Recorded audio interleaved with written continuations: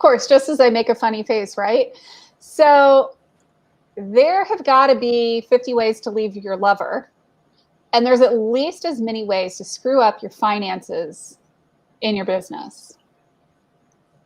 And tonight's guest is Joe Dichiara. He's a friend of mine and a CPA. And we're going to be talking about ways that you may be screwing up your business's finances. If you're on the live, give us a hashtag live. If you're on the replay, give us a hashtag replay. I am Haley Gray. I'm the owner in the Women's Entrepreneur Network. And this is Joe Dichiara. He is the owner of Bedrock Business Builder and an amazing CPA. So welcome, Joe. So glad to have you here. Hey, Haley. Thanks for having me again. This is so much fun. This is exciting. And I think we're going to be a little bit pokey tonight because I like topics that, you know, invoke a response. Hey, Elizabeth. Good to see you. Joe is one of my speakers on the WEN Summit. So part of what y'all are seeing is us doing interviews. And Joe is such an amazing expert with small business and small business accounting.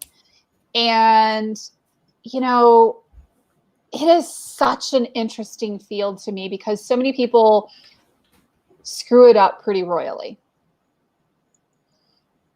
And what are the most common mistakes that you see people making in their accounting for their businesses?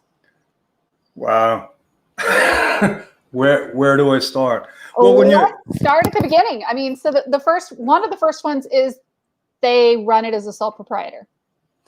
Well, you know, we could start. Yeah, let's start at the beginning because it actually doesn't start with the numbers, which is something that they didn't teach me in CPA school. You know, they don't really teach us this stuff in business school. Would you agree? I mean, you have an MBA from Duke. I did an entrepreneurship program specifically. I have a concentration in entrepreneurship and innovation. And this was one of the classes that we took was legal entities and forming legal entities and how to choose different entities. Yeah, that stuff. You see, they taught me a lot of stuff about a balance sheet and a P&L. They didn't really teach me about how everything works together. Oh, yeah, no, they did for us. Some sort of sequence, okay? And maybe they did in an overall picture, but when it came to small, I mean, the really small businesses, Haley, I'm talking about people like me and how you start. I know that you've grown beyond the solopreneur business, but the actual things that have to take place to just start a small business legally. And it starts with, okay, let's start with, I have an idea. I did this Facebook Live yesterday. I made believe that I started a business. Right. And I went through the things. I said, I'm going to start this doorknob business. I just love doorknobs. Right. So what's the progression of things that I'm going to start selling my idea, my doorknobs? Mm-hmm. I'm not thinking about hiring an accountant or legal structure. I'm thinking about making money with this. Right. No, exactly. And I mean, I mean, in my entrepreneurship program at Duke, you know, one of the first things they say is, you know, basically do this checklist. One of those is legal entity formation. So I can't say that I'm a really good example of, you know, not knowing because that would be a lie. I knew I have the education, you know, and I actually mentor students on how to do this now. So, you know, this is part of the education that's involved, but I would say, you know, for most people, yeah, they're not thinking about even keeping their bank account balances separate. Like even just opening up a separate personal account, they don't even go that far. Everything is commingled. Right. And that's where I was going to go because, okay, so let's get something straight. You went to one of the best universities in the world, probably, for business. Top 10. Okay. So, top 10. I know it was a little bit above where I went to SUNY Oswego. Okay. But I was ranked 7th when I was there. So and they probably covered legal entities in my but I don't remember it. It just didn't stick out. Well, I mean, it's not something they teach you how to do in accounting school necessarily. No, they didn't. Whatever it was, when I got into accounting, I was shocked, literally shocked at all the stuff they didn't tell me that was involved with running a business, like sales tax registration. I tell my story about the ice cream truck I ran, and I was registered and I didn't even know it. And then I got a letter from New York State telling me that I had a tax warrant. $9,226. I forget what it was, but I was mortified. Anyway, the mistakes that people make, the first thing, I guess, and yeah, we can't use you as an example. No, I'm sorry. I'm honest. I don't think it's a good example for some of these things. I can use myself and my ice cream truck example because that was a real experience. Right. And so I went from, I thought it was going to be easy to realizing, oh my God, I thought I was going to get arrested. Literally. I had no idea. I said, oh, maybe because it was a cash business. And, I didn't know. So, the first thing is it's a lot more complicated than people imagine. And so that's where, well, yeah. And it just grows from there. So now I'm selling my doorknobs, let's say. Where am I going to deposit the money? Right. I'm going to put it in my bank account. Right. They just put it into whatever bank account they have. You do whatever you got to do. Right. And some people don't even have bank accounts. Let's be real. And that's a good point. Some people have PayPal accounts. You could run a business without even opening a bank account now. Well, you can exist without an actual bank account. I can't tell you how many people I know who live in New York City, who live in the Bronx, who don't even have a bank account. So like one of my daughter's fight coaches and karate instructors, and a couple of them, I couldn't even write them a check because they didn't have anywhere to cash it. Wow. Right. So I believe it. Let's talk about ways to screw up your business. Well, you don't even have a personal bank account, much less a business bank account. And, Elizabeth says, we don't know what we don't know. That's why it's good to ask for help. Exactly. Right. Yeah. And people don't even realize how far and how fast they get into trouble and how hard it is to dig out. Because once the IRS gets their hooks into you, it's painful. I mean, and that's why you hire a CPA to deal with the phone calls. But I mean, prior to COVID, what was the average wait on a phone call to the IRS? Well, listen, this goes in cycles. I wish I would have kept records because when I first got into accounting, it was like, you're dealing with the government. Right. But we didn't have, technology like we have today. And then all of a sudden they had all of these hearings on the news about how bad the IRS was. And then for about 15 years, we had the nice, customer-friendly IRS. Right, but like in January, February of this year, you would call. And how long were you on the call for? Now it's forget about it. Right, and I do my Brooklyn, forget about it. Right, and then you got to put aside at least 2 hours. Well, and so let's recount some of my experience. You were helping me with my S Corp, and it didn't spit out the proper paperwork at the end when you did it. But the paperwork went through. How many phone calls did it take to fix that? We got them in a weird bubble because there was like a couple of weeks where I think they sent everybody home to catch up on the phone calls because there was like a couple of days where I was able to get on the phone with them like within a couple of minutes. Right, but how many phone calls did it take to actually get somebody who knew what they were doing? first it was you got to wait hours to get through to them. So I would just literally, and I have a practitioner, a priority line, like you have to be a CPA to call this number, and I would be on hold for an hour and a half, then get through, and then about 3 times, what happened? We got people that didn't know what the heck they were doing. Right. You need a power of attorney. Oh, wait a minute. No, you need Haley. Oh, wait a minute. I can't fax that to you. Yeah. Well, then you can't fax that information to me. Yeah. So you got a little bit of a taste of what I've been going through for 35 years. Oh, absolutely. I mean, I know that this is exactly what people go through when they're dealing with the IRS, and you end up getting this nasty gram letter, and you're like, what do I do with it? Right? Yeah. Most of us don't have any idea what to do with the nasty gram letters that we're getting from the IRS. So what do most people do? They ignore it because they don't know what to do, or they try to call and they can't get through, and they give up because they can't get through, and then they end up paying money that they don't need to spend, maybe, or they just ignore it until it snowballs.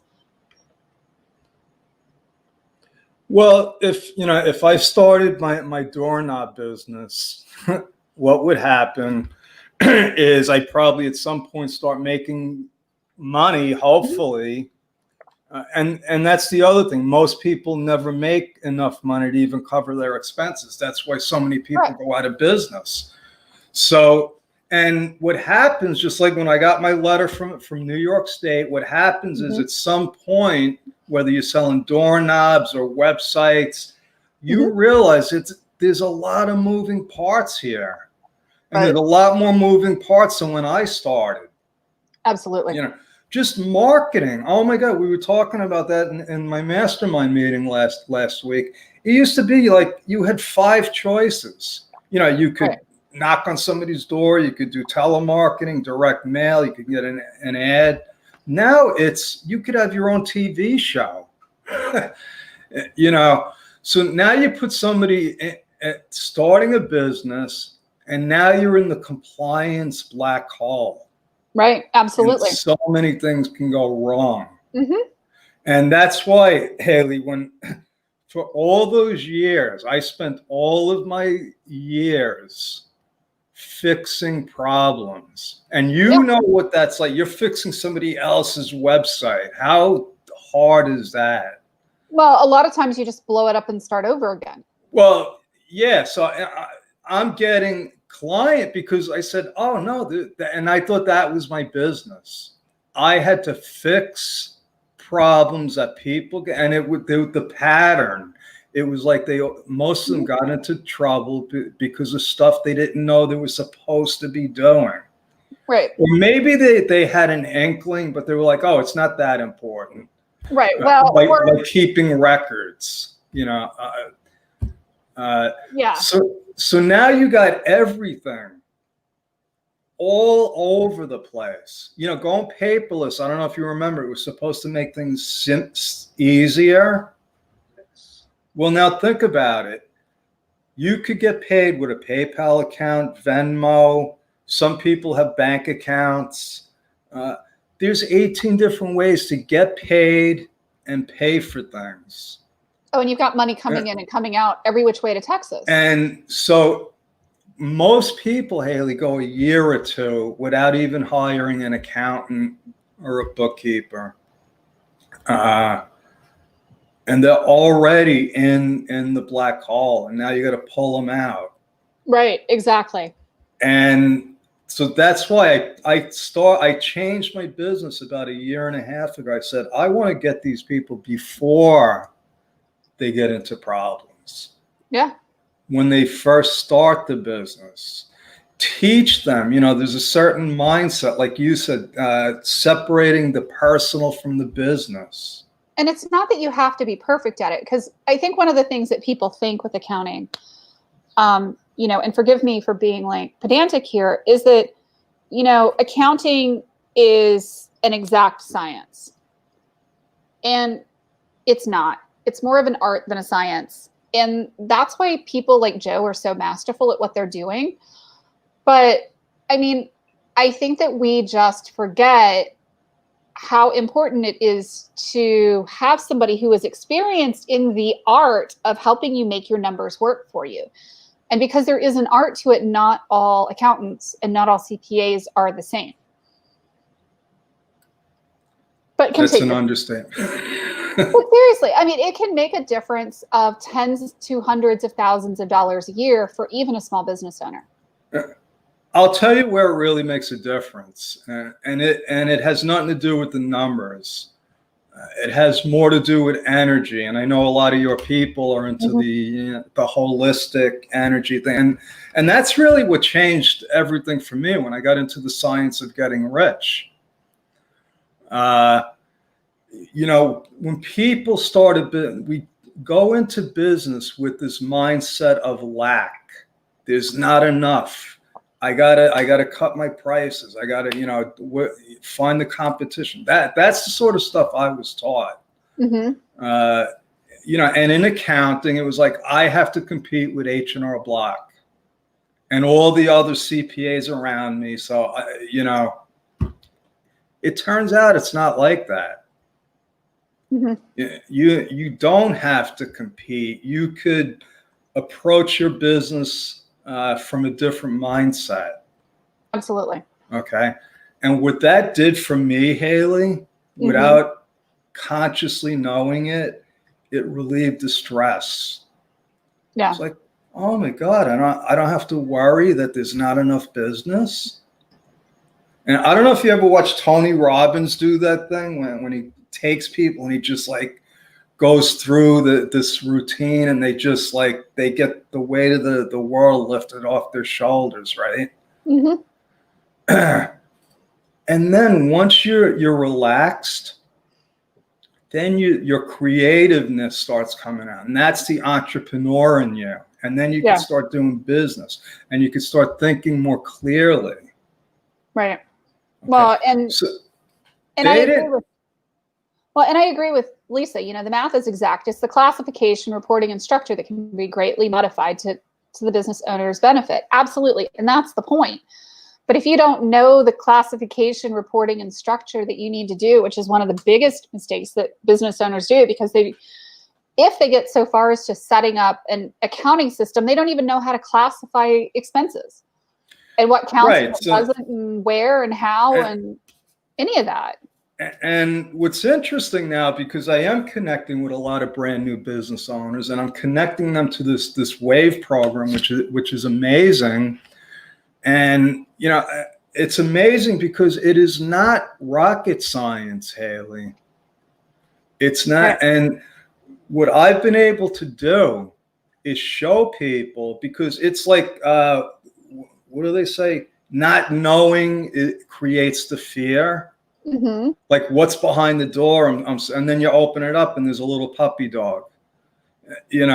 So what I've been able to do with new clients now is say, listen, this is bookkeeping. Here's your numbers. All we got to do is classify it. And if you think about it, we're not running McDonald's and Apple Computer. We're small businesses. We usually do business with the same vendors. Okay. And they go into the same categories. So once they're classified the first time, it becomes just a matter of bookkeeping. And it becomes and now it's not a mystery anymore. Right. Now it's not a mystery. And now they can actually look at the numbers. And that's what every successful entrepreneur will tell you. You got to know your numbers. Okay. And it is a science, but when you add, now you got obscure tax rules that you have to extrapolate into these numbers. Is it business use? Is it not business use? Do I need a receipt? I just went through something with the client. I said, anything under $75, you don't actually need a paper document for. As long as it's for business and you're putting it into your system, that's good enough. Okay. You don't need the paper receipt. So people spend a lot of time and energy worrying about something that's a non-issue. Yeah. So think about it, just common sense. You're running a business and you're expending energy on you're worrying about stuff you don't have to be worrying about. It's like you're afraid of the boogeyman. So I'm trying to introduce people and try to make it simple, because it is simple. Business is complicated. When it comes to the bookkeeping part, which is where really the people start getting off track, Haley, that part is simple. But you don't have to be a bookkeeper. What you need is somebody like me, and I'm not pitching myself, that, but you need somebody that could at least explain to you why it's important to reconcile your bank account. Absolutely. Well, and great point, Elizabeth. The One Summit ticket cost can be a business expense. How is it not? That's what I would want to know, is how is it not? But I'm not the CPA. I've been getting this question a lot lately, like, what can I write off? Actually, it was Elizabeth asking me yesterday, what can an S Corp write off? Anything that has to remotely to do with business. Isn't it beautiful? And you could spin it a lot of different ways. So, but something like your summit ticket, yeah, that's absolutely deductible. And Meg asked the question, are digital images as good as a paper receipt? Yeah, well, they count. If you need to keep receipts, and most things are just digital, and now it's a valid record. The thing is that you want to have all the receipts in one location. But that's a good question. I cover that a lot, because people think I got the receipt in my email or it's in my Amazon account. Yeah. Well, I think it's important to, to have that information, and know what you can and can't use for your documentation. Yeah. So what are some common mistakes that you see business owners make when it comes to their finances and their business? So obviously, being in an S Corp, there's a lot of things you can do in terms of accounting. And you're a big fan of S Corps, but what are some other common mistakes people make? Obviously, we've talked about commingling funds, i.e. using your personal account for your business or your business account for your personal. What else do you see a lot of? Let me clarify that a little. It's not illegal. So if I have an S Corp and I pay, something that's a personal expense through the corporation, just because that it happens sometimes, there's no way around it, or something's 50% personal, 50% business. Right, of course. It's not illegal to do it through the business. But you can't take it as a business deduction. Right. Okay. So you can actually commingle the transaction, but as long as you're accounting for it and what part of that is business and what part is personal. Right. But I would say most people who have everything going into the same account are not keeping track of what part is business and what part is personal. Right. You got to have a personal account and a business account. Yeah. If you only have one account, that doesn't make any sense. Everything can't be personal and everything can't be business. Right. No, I get it. And and that's part of my point is I think that most business owners, just as you are a big fan of setting up Wave apps and using Wave apps and using certain applications, one of the things that I'm personally a fan of, and I'm not, making financial recommendations, is just set up 2 separate bank accounts and keep them separate. It makes your accounting a whole lot easier. You don't have to be a financial, it's just common sense. I go back to my mom. I interviewed my mom last Friday because I realized she's had she's a serial entrepreneur. And what I realized was she kept everything as simple as possible. And that's the mistake we make. And that's why I want to point out, Haley, why it's so important to have the accounting and the bookkeeping, because God forbid you actually start growing and making a lot of money. Heaven forbid. Heaven forbid. Then what? And don't think that doesn't happen. It happens all the time when these people, and then you start getting the people that crash because they weren't ready. Well, and don't think that doesn't happen. That's a whole scaling discussion. I mean, we could sit here and talk about processes, procedures, scaling, and all the dynamics and the stuff that happens financially if you grow too fast. I mean, that's a whole other bailiwick, right? But it is and it isn't, because whether you scale or not, if you're running a business, you just want to run a tight ship. Oh, absolutely. And it comes, it's the mindset. It's like, and it's not just running a tight ship, but paying attention to where the money is going. Yeah, and it's running your business with intentionality. Mm-hmm. More stuff that they didn't really teach me in SUNY Oswego. Maybe I should go for a master's degree at Duke. I don't know. What do you think? I don't know. Are you into 24-hour accounting final? Oh my God, no. So I'm done with finals. The professor that taught my accounting class was Dr. Jennifer Bernstein, who literally wrote the accounting book. I believe you. And our final was, I kid you not, 24 hours for financial accounting. And then we had to take managerial accounting. So yeah, their version of teaching accounting at Duke, well, for a lot of MBA programs, the version of financial accounting is that they do a bunch of case studies.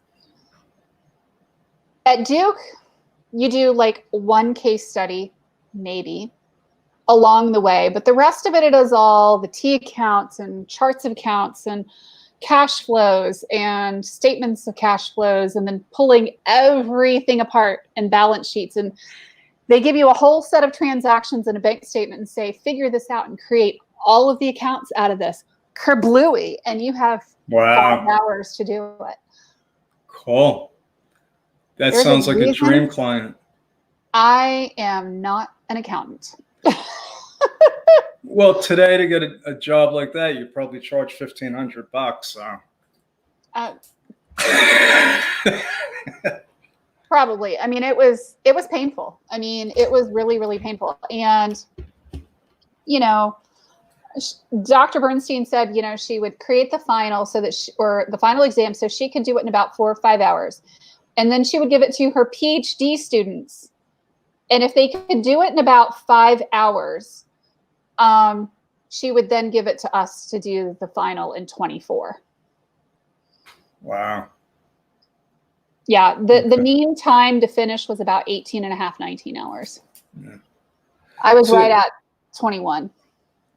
So here's I think the crux of the story. What I've come down to, Haley, is that, it's just complicated. Business is hard. It's a lot harder than people expect it to be. And I see it with people coming into my mastermind, people just starting out, and they feel like there's something else they should be doing. What am I missing? And I look at them and I'm saying, you're doing everything you're supposed to be doing. It doesn't happen overnight. No. It takes time. And that's where people get messed up, Haley. That's what I believe, because they start trying to rush things. And they're like, maybe I need a $6,000 website. Maybe I need a $30,000 coach. Yeah, you don't need any of that. And so when I do my lives, which you tricked me into doing, did I do that? And I just can't. I came to the conclusion, I'm like, this is way too. Not only is it complicated because, like, I'm an entrepreneur. I will overcomplicate getting out of a paper bag because I don't want there to be one way. You know, I want other ways to do it, and then I could charge people for it. And that's what I see happening. And that's why people go out of business. They do.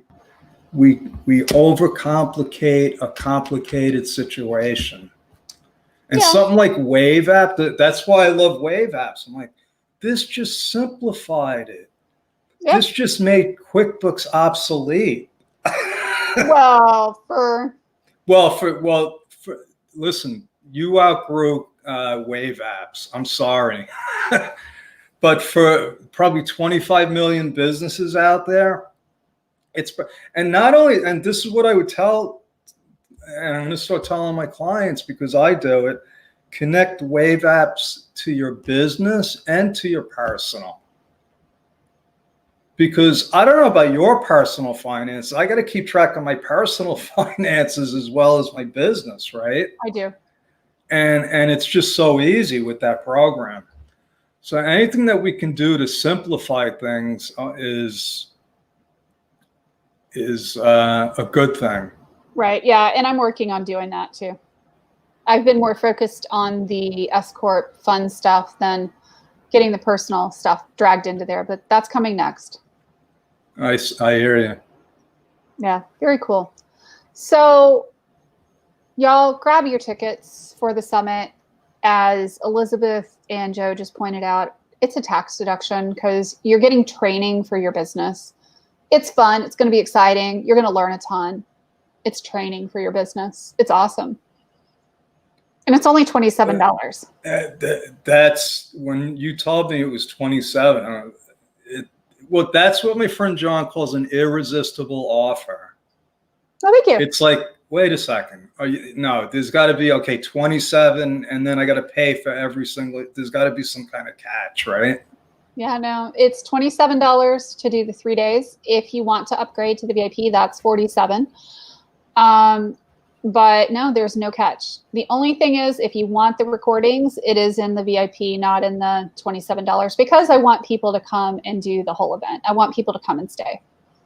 I think it's important to get the event in the middle of the moment because, you know, realistically, how likely are you really to come back and watch all the videos? Yeah, you're right. Well, I don't know about that. I'm somebody, I go back and watch them because I don't know people. I don't know. I think people don't always have time to do the live. So sometimes like I'll watch the videos late at night. So I'm upgrading. But, you know, and and I do listen to videos while I work. Yeah. So the videos are valuable. But we were talking about this just before, and people should understand that there's a lot of time and effort that goes into putting these things together. Mm-hmm. It's not like you just said, oh, let me get, how many speakers do you have? 15. 15. Let me just get 15. It's not easy to get 15 people to do anything, let alone in the same main speakers. And then I have some other surprises that are going to happen. And I know you throw in the content and you over deliver. So that's why there may be goats involved. And y'all don't believe me when I say there might be goats involved. Oh, I believe you. I don't I don't take anything for granted.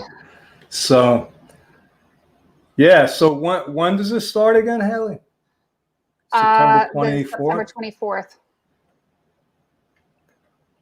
Yep. This is very. And so what? I guess I could look at 15 speakers in 3 days. It's on whensummit.com. And I mean, we're talking about. We do have somebody who's talking about getting your finances under control and QuickBooks. We're going to be talking about Wave Apps. We're going to be talking about money mindset. We're going to be talking about goal setting. We're going to be talking about PR. We're going to be talking about using Facebook groups. We're going to be talking about, oh my gosh, so many topics in here. It's just like mind-boggling. and, you know, managing the stress and the overwhelm and being able to still do the work.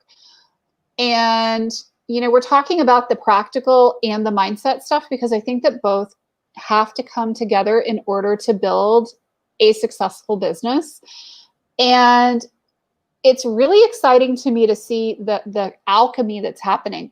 Now, yes, there's going to be a few surprises involved, and I'm working on those. There's going to be some speed networking events.